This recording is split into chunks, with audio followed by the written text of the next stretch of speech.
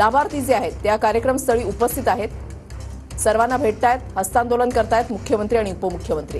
पुण्यामधली थेट दृश्य आपण पाहताय। लाडकी बहीण योजनेचा कार्यक्रम अगदी काही वेळातच सुरू होणार आहे आणि आता मुख्यमंत्री आणि उपमुख्यमंत्री त्या कार्यक्रमस्थळी पोहोचलेले आहेत।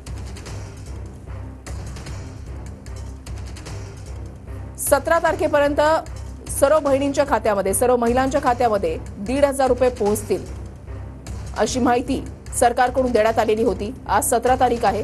आज प्रचार जो आहे, शुभारंभ जो आहे तो सुरू होतोय आणि आतापर्यंत जवळपास 1 कोटीहून जास्त महिलांच्या खात्यामध्ये लाडकी बहीण योजनेचा जे पैसे आहेत ते पोहोचलेले आहेत। लाडकी बहिणीच्या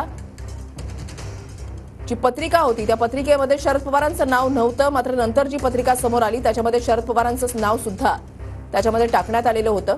आता या कार्यक्रमस्थळाकडची 2 दृश्य आपण पाहताय। मुख्यमंत्री उपमुख्यमंत्री पोहोचलेत आणि दुसरीकडे ज्या महिला या कार्यक्रमासाठी आलेल्या आहेत, लाभार्थी महिला आहेत त्या, तर त्यांचा उत्साह आपण एकीकडे पाहताय। कार्यक्रमस्थळी आता मुख्यमंत्री आणि उपमुख्यमंत्री पोहोचलेले आहेत।